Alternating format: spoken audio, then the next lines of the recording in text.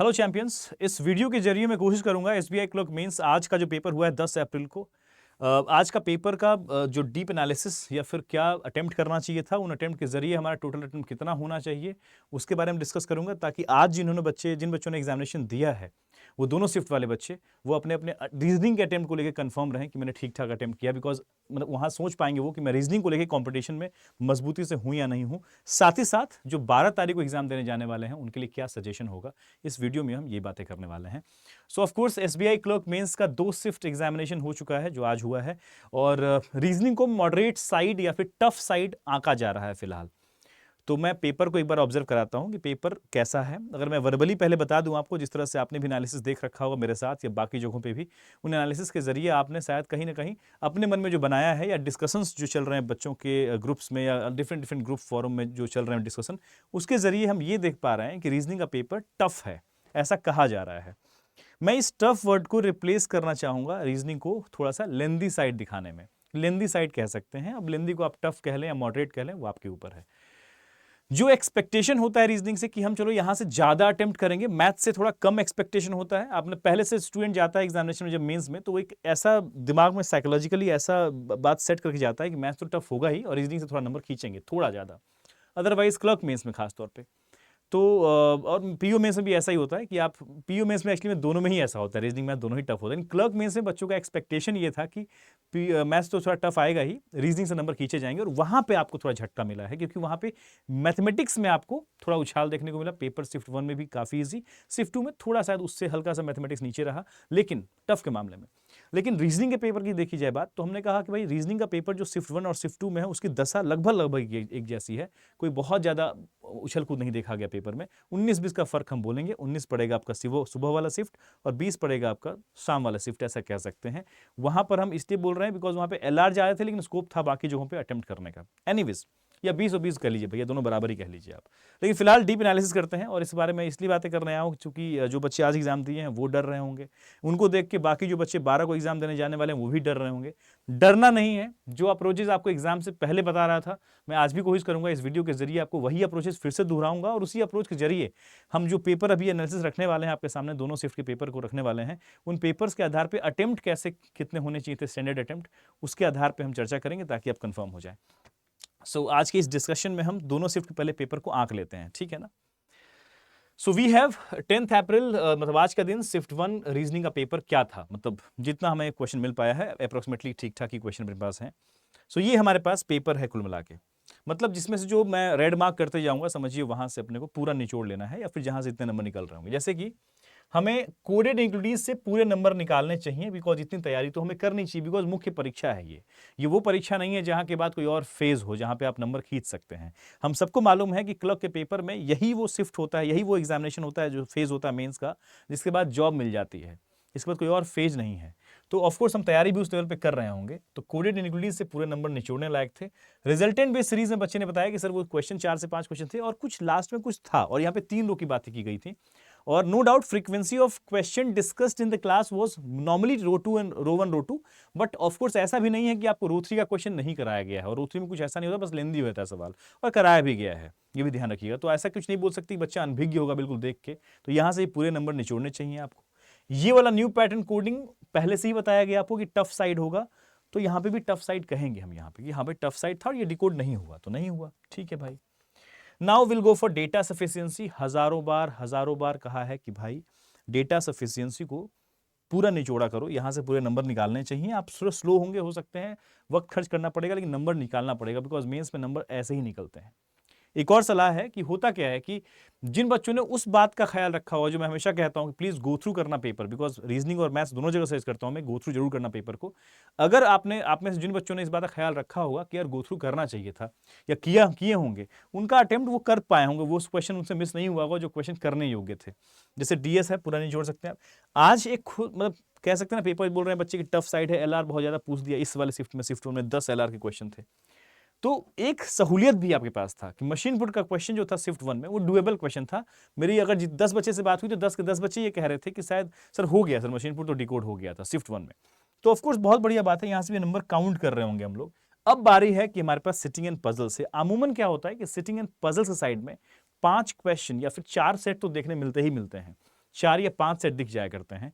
Shift 1 में वो weightage हमें कहीं ना कहीं यहां पे देखने मिला, यहां वेटेज बढ़ा दिया, इनके हमारे पास नंबर ऑफ क्वेश्चन 3 ही कर दिए। अब इसमें जब 3 क्वेश्चन किया गया तो एक तकलीफ ये थी, जो तीसरा क्वेश्चन था वो ब्लड रिलेशन के साथ था, मतलब 3 पजल अगर दिया गया उसमें से एक ब्लड रिलेशन के साथ दिया गया, और इसमें वैसे भी तकलीफ होती है बच्चों को और होनी भी चाहिए, बिकॉज ये मोस्टली ये फंसाने वाला सिचुएशन क्रिएट करते हैं। अब बच्चों के पास दारोमदार क्या रहा, एक सवाल था month plus date based puzzle और प्लस वेरिएबल में डेटा नहीं सिटी था, दैट मींस की वर्ड्स, दैट मींस कि इसको बच्चे को कुछ भी करके छोड़ना नहीं था। ये वाला क्वेश्चन बिल्कुल 100% डुएबल क्वेश्चन। हाँ, एक क्वेश्चन था जहां पर बच्चे की प्रैक्टिस, वो कितना खींच के बहुत डीप में बहुत different variety of questions discuss किया है, प्रैक्टिस किया है, उस पर डिपेंड करेगा कि वो बच्चा ये कर पाया नहीं कर पाया। अब ऐसे बहुत सारे बच्चे होंगे जिन्होंने ऑफ कोर्स यहाँ पे हाथ लगाए होंगे, फंसे होंगे यहाँ पे, अगर उनका कमांड बहुत अच्छा पजल्स पे नहीं रहा है, बहुत खुल के सवाल प्रैक्टिस नहीं किए हो, तो यहाँ भी फंसे होंगे, और वो बच्चे कह सकते हैं सर मेरा पेपर अच्छा नहीं गया, बिकॉज ये क्वेश्चन करना बहुत इंपॉर्टेंट था। अगर हम इसको भी काउंट कर लेते हैं, चलो ठीक है कि ये करना चाहिए था और करना भी चाहिए था लिटरली, है ना। जिस बच्चे का मैंने एनालिसिस लिया था मैंने, उस बच्चे ने 24 अटेम्प्ट किए थे, उस 24 अटेम्प्ट में बच्चे ने ये दोनों क्वेश्चन पिक किया था, इसको सॉल्व किया था बच्चे ने। क्रिटिकल रीजनिंग का एक भी क्वेश्चन बच्चे ने सॉल्व नहीं किया था, और बहुत ही स्मार्ट मूव कहूंगा, उस बच्चे का अटेम्प्ट था 24, और इस पेपर के हिसाब से 24 अटेम्प्ट, मतलब ये वाला सिचुएशन है कि आप समझिए जितना जितना भी क्वेश्चन डुएबल था ना, उस बच्चे ने सारे क्वेश्चन किए हैं। जो भी थोड़ा सा भी ऐसा एरिया है जहां से नेगेटिव मिल सकता है, या फिर जहां से लग सकता है कि यार ये तो नंबर नहीं मिलेंगे, यहाँ से टाइम बहुत ज़्यादा खर्च हो जाएगा, जैसे इस वाले क्वेश्चन में बच्चे ने हाथ नहीं लगाया, या फिर न्यू पैटर्न में हाथ लगाया नहीं बच्चे ने, क्रिटिकल रीजनिंग में हाथ लगाया नहीं बच्चे ने, तो ये स्मार्ट मूव की बात कर रहा हूं मैं। और ये बात है तभी कर सकते हैं आप जब आप गो थ्रू करते हैं पेपर को, पहले 2-4 मिनट खर्च करके पता कर लिया आपने कि हाँ भाई ये करना है, ये नहीं करना है। एक बार नंबर जोड़ लेते हैं हम, क्रिटिकल रीजनिंग अभी काउंट नहीं कर रहे हैं हम। मिसलेनियस क्वेश्चन में 2 सवाल थे, एक नंबर बेस्ड था जो डुएबल था, एक था हमारा वर्ड मीनिंग वाला, मतलब मीनिंगफुल वर्ड वाला, वो नहीं है, तो यहां से हम एक क्वेश्चन काउंट कर सकते हैं यहाँ पर 1/2, मतलब 2 क्वेश्चन तो 1 क्वेश्चन। अगर हम सिर्फ इस वाले एरिया को काउंट करते हैं, इसको मैंने सर्कल यहां, मतलब हम इसको टिक आउट कर लेते हैं, ये क्वेश्चंस को हम अगर सिर्फ मार्क करते हैं, जिसको हम मार्क कर रहे हैं टिक आउट से, कि कितने नंबर के आसपास बन रहे हैं हमारे अटेम्प्ट, तो हमने कहा चलो मशीन पुट में आपने 5, 3, 8, 4 ही काउंट करते हैं, 8, 4, 12, 2, 14, 14, 24, और एक यहां कर लिया 25 अटेम्प्ट बन रहे हैं। और मैंने एग्जामिनेशन से पहले भी आपको इन्हीं वैरायटी ऑफ क्वेश्चन और इतने ही क्वेश्चंस करने की सजेशन दी थी आपको मैंने। हमने ये जरूर कहा था कि क्रिटिकल रीजनिंग से आप 2-3-4 सवाल, मतलब 7-8 सवाल मिलेंगे आपको, उसके हाफ ऑफ द क्वेश्चन, मतलब 6 सवाल मिलते हैं, 7 सवाल मिलते हैं, तो 3 क्वेश्चन कर लेना जो आपके स्टेटमेंट आपको थोड़ा फ्रेंडली नजर आते हों, और किया भी होगा आप में से बहुत सारे बच्चों ने। तो मुझे लगता है इस 10 क्वेश्चन में 2-3 क्वेश्चन आपको मिले होंगे जो आपने किए भी होंगे। हो सकता है कोई बच्चा यहाँ से 2-3 क्वेश्चन निकाल दिया हो और उसका ये भी नहीं सॉल्व हुआ हो, तो उसके भी नंबर जोड़ते हैं एक बार। तुम्हारे पास 5, 3, 8, 4, 12, 2, 14, 14, 1, 15, 15, और यहाँ से मान लो 3 सवाल किया उस बच्चे ने, 15, 3, 18, और 18 के साथ एक सवाल उसका और हुआ, 18, 5 आपका 23, वो भी बुरा क्वेश्चन नहीं है। वही बात बोल रहा हूं ना कि आप अब बाकी आपका यहां से, अब ये जो 3 सवाल आपने किया है, देखो मैटर क्या होगा, ये 3 सवाल आपने किया है 10 में से, क्या वो 10 में जो 3 सवाल किया वो कुछ भी रैंडम सवाल थे, या फिर वो लिटरली बहुत स्ट्रॉन्ग आपके अटेम्प्ट थे, वो उसमें से नेगेटिव के चांसेस बहुत कम है।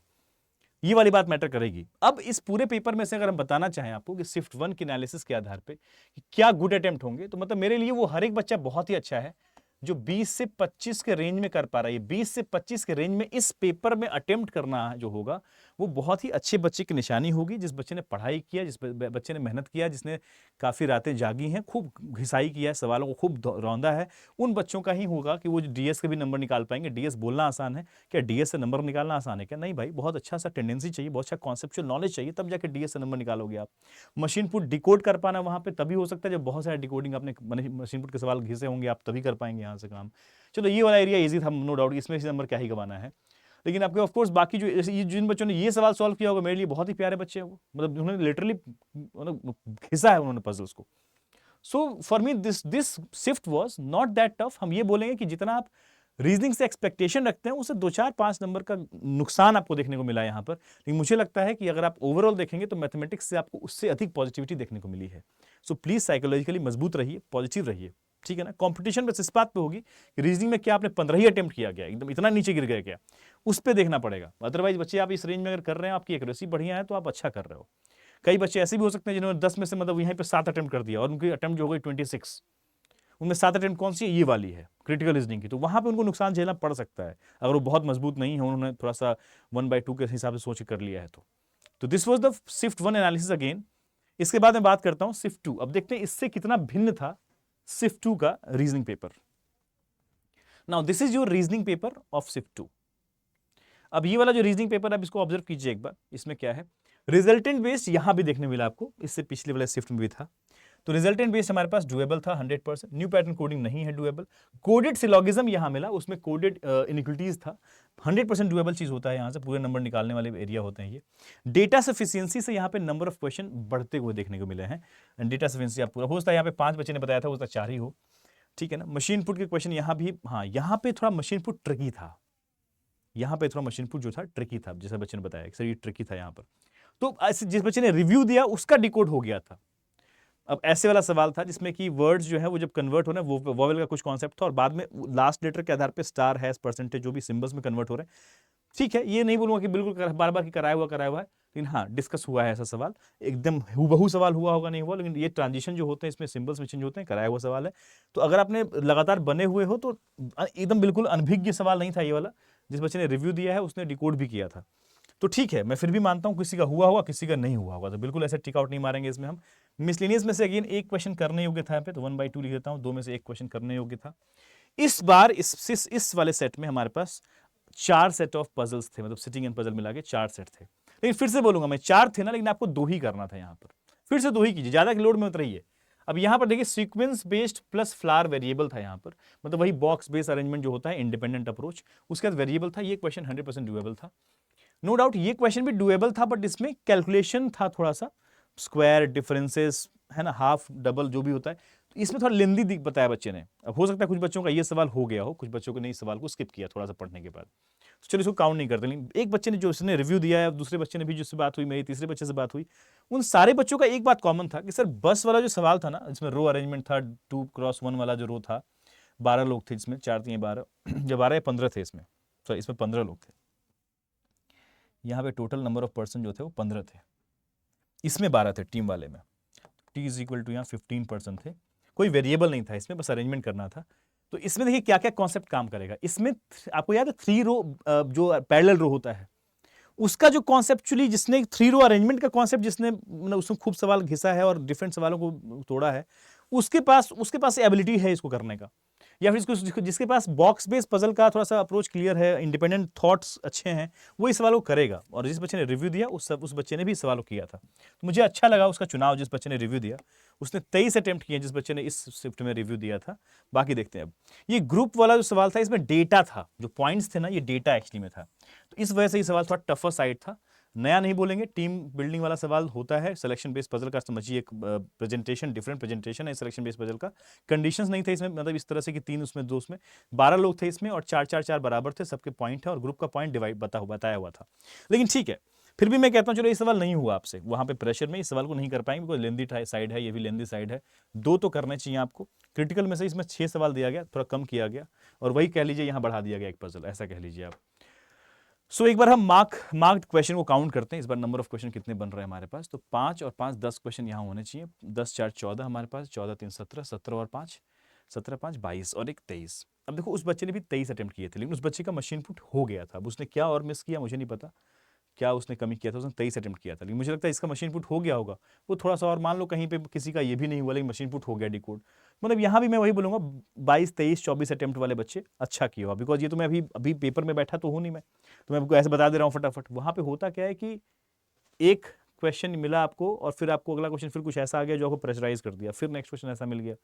ये सिचुएशन भी बहुत कुछ होता है। तो आप इसमें से हो सकता है कि आप डीएस में से एक सवाल स्किप कर दिया आपने, रिजल्टेंट का कोई ऐसा लैंग्वेज से समझ नहीं आया, ऐसा भी होता है, वहाँ एक कम कर दिया आपने, 4 में 3 ही कर पाए आप, है ना। या मशीन पुट के डिपेंडेंट क्वेश्चन में एक आध सवाल का लैंग्वेज अजीब वगैरह दे दिया उसने, आप डिकोड नहीं कर पाए, तो ऐसा कुछ हो सकता है।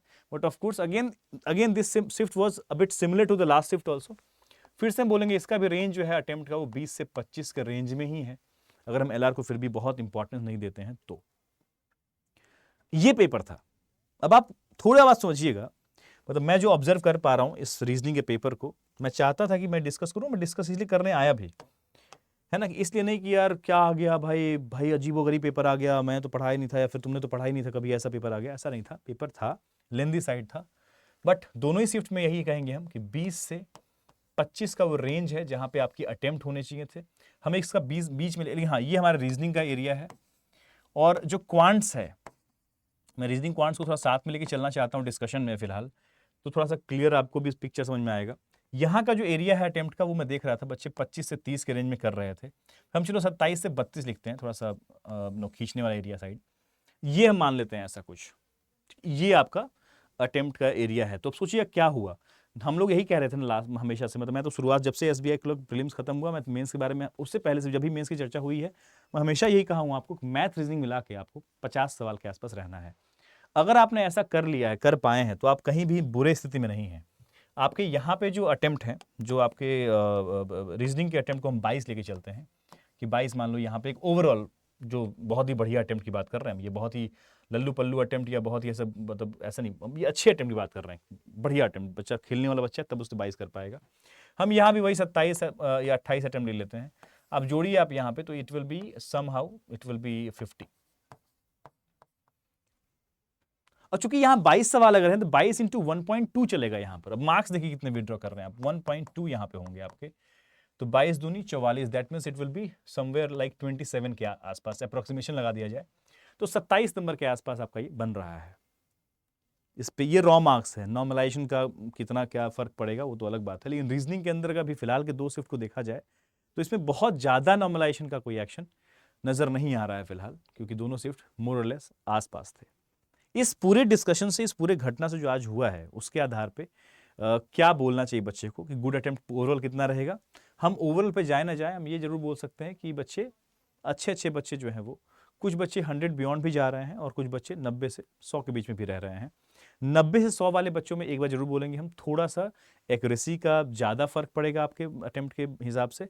और जो 100 क्रॉस कर गए हैं और वो उनकी 100 क्रॉस होने की स्थिति में, अगर वो जीए में कुछ 1/2 में ज़्यादा खेल के 100 प्लस किए हैं, या इंग्लिश में खूब ऐसे कर दिया उन्होंने, फिर 110 बता रहे हैं, 115 बता रहे हैं, तो फिर वो वहाँ भी दिक्कत है। तो एक्यूरेसी मैटर करता है जब 90 क्रॉस करते हैं आप अटेम्प्ट में, और वो होना भी चाहिए 90 क्रॉस। लेकिन 90 क्रॉस करने के बाद आपकी ये जरूर जिम्मेदारी बन जाती है कि आपकी एक्यूरेसी अच्छी रहे। ये बातें इसलिए बता रहे हैं ताकि जो अब 12 अप्रैल को जो एग्जामिनेशन देने वाले बच्चे हैं, उनके लिए क्या क्या सजेशन रहेगा। 12 अप्रैल को एग्जामिनेशन देने वाले बच्चे, आप ध्यान रखिए कि ऐसा नहीं हो जाए कि आज का पेपर जब ऐसा आया तो आपके टाइम में कुछ बहुत ही अल्टर आ जाएगा। पहला तो ये मानसिकता हटा दीजिएगा अभी आप कि यार सर मेरे टाइम में लगता है और भी कुछ अलग हो जाएगा, मेरे टाइम में मैथ ही बहुत टफ आ जाएगा। तो ध्यान रखिए, अगर मैथ टफ आया भी तो रीजनिंग वहाँ नॉर्मल कर दिया जाएगा। दैट मीन्स कि आपको इस आईने से देखना है। चलो ये मान लो टफ होता है तो ये, और यहाँ पे, यहाँ मान लो हम यहाँ बोल रहे हैं 20, यहाँ 27, तो यहाँ पे शायद 20 हो जाएगा, यहाँ 27 हो जाएगा, ऐसा हो रहा होगा पेपर। तो रिलैक्स रहिएगा, ठीक है ना। अटेम्प्ट को खींचने की कोशिश मत कीजिएगा 12 अप्रैल वाले बच्चे कि भाई मैं तो बिल्कुल मैं बहुत अटेम्प्ट करके आऊँगा। एक्यूरेसी का ख्याल रखिएगा, 90 प्लस में जाने की कोशिश कीजिएगा किसी भी सूरत में, मतलब कोशिश कीजिएगा किसी भी सूरत का, मतलब बहुत टफ पेपर बना दिया बिल्कुल अल्टर, तब तो नहीं बोलेंगे भाई। लेकिन जैसा पेपर चल रहा है, अगर ऐसा ही मिजाज का पेपर नजर आया तो कि आपके पास पेपर है, अब उनको ही पता है कि आप कुछ अलग से अब नहीं कर सकते, अब जो होगा उस दिन नजर आएगा पेपर में, वही आप जो अब तक पढ़े हैं उसके हिसाब से काम हो पाएगा। वो 90 प्लस में रखने का मतलब है वही 93, 95, 97, 100 ऐसे अटेम्प्ट में रखने की कोशिश कीजिएगा, एंड विथ एक्यूरेसी। मतलब इन द सेंस एक्यूरेसी की जब बातें करते हैं तो खासतौर पे इंग्लिश और जीए पर उसकी जिम्मेदारी आती है। सो विथ एक्यूरेसी तो आप अपने आप को सेफ फील करेंगे। वैकेंसी काफ़ी अच्छी है, और वो वैकेंसी अच्छी है वो तो है ही, बाकी एक रिजर्विस्ट का भी एंगल होता है, उन सारी बातों का ध्यान रखिए तो आप बहुत अच्छा रहेगा आपके लिए। So this was my suggestion, so do not worry much. आप अच्छा कर रहे हैं। जिन बच्चों ने भी 20 से 25 रेंज में अटेम्प्ट किया है वो अपने आप को बुरा ना समझें कि मैंने बहुत पढ़ाई किया था लेकिन ऐसा हुआ। आप बहुत अच्छा किए, बिकॉज कंपटीशन उन्हीं के बीच में है। मतलब जो बच्चे, जो पेपर है, जो बच्चे उसमें अच्छा निभा पाए हैं, और जो अच्छे निभाने वालों की भी अटेम्प्ट उतने हैं, तो वो अटेम्प्ट बहुत अच्छे हो गए ना भाई। अब जो भी कंपटीशन उनके बीच में ही आने वाला है। तो डू नॉट फील कि हमें कोई परसेंटेज का बार था उसको पूरा करना था, मेरा परसेंटेज उतना नहीं आ पा रहा है। इट्स ऑल अबाउट पीपल जो सेंटर पे जो एग्ज़ाम दे रहे हैं उनके बीच में ये कॉम्पिटिशन है। So that's all the best, blessings, आशीर्वाद आप सभी को जिनका एग्जामिनेशन आगे है, और जिन उन बच्चों को भी बहुत सारे शुभकामनाएं और ब्लेसिंग्स, आशीर्वाद जिनका एग्जामिनेशन आज हुआ है। नो डाउट आप बहुत रिलैक्स भी फील कर रहे होंगे, चलो एग्जाम हो गया, लेकिन एक तरफ आपके मन में द्वंद्व भी था, और अभी भी शायद होगा, मेरे बातें करने के बाद भी आपको लग रहा होगा कि हाँ सर सही बोल रहे हैं, पता नहीं क्या जो भी है। मतलब मैंने अपने हिसाब से आपको थोड़ा हल्का करने की कोशिश किया है, और बहुत ही लॉजिकल ग्राउंड पे हल्का करने की कोशिश किया है, कुछ भी बोल के नहीं किया है। रीजनिंग के मद्देनजर साथ में मैथ को थोड़ा सा सपोर्ट लेके कि मैथ में आपका पेपर नॉर्मल रहा है, उसके हिसाब से अटेम्प्ट बढ़े, यहाँ अटेम्प्ट थोड़े कम हुए, ओवरऑल आपका ठीक ठाक रहा है। जो बच्चे मेहनत करके पढ़ाई किए थे, खूब घिसाई किए सवालों का, उनके लिहाज से बाकी ठीक है। आपको मे भी अच्छा, एक और बात, मतलब हो सकता है आपको बोलने वाले ये भी बोलेंगे कि आपने रीजनिंग में अगर 12 अटेम्प्ट किए तो भी अच्छा है, हो सकता है, मतलब कुछ भी आजकल हो जाता है इंटरनेट पे, तो मे भी कोई बोल रहा हो, अगर बोला या नहीं बोला है तो अच्छी बात है, लेकिन ये नहीं बोलूंगा मैं कि, क्योंकि ऑफ कोर्स अगर कोई 12 कर रहा है कहीं, लेकिन मैथ में 45 ठोक के आया या 40 करके आया तो ऑफ कोर्स मैनेजेबल है वो भी चीज़, नॉट बैड। तो ऐसा कुछ नहीं है, मैं कहता हूँ कि एटलीस्ट मैथ रीजनिंग मिला के 50 के आसपास अगर पहुंच रहे हैं आप, नॉट ओनली 50, 50 के आसपास ही पहुंच रहे हैं आप, तो अच्छा करके आ रहे हैं आप, ठीक है ना। So all the best, blessings, आशीर्वाद आप सभी को, ज़्यादा बातें और नहीं करूंगा। अपनी प्रतिक्रिया जरूर बताइएगा इस वीडियो के नीचे कमेंट बॉक्स में कि आपका पेपर आपके हिसाब से कैसा गया, not only attempt, I am saying how you are feeling after this discussion, कि आपको कैसा फील हो रहा है कि आपका पेपर ठीक है, अटेम्प्ट भी बता सकते हैं साथ साथ, और कैसा फील हो रहा है कि आपने अटेम्प्ट कैसा किया ओवरऑल, क्या पॉजिटिव फील कर रहे हैं नहीं कर रहे हैं, वो बता सकते हैं वीडियो के नीचे कमेंट बॉक्स में। Thank you.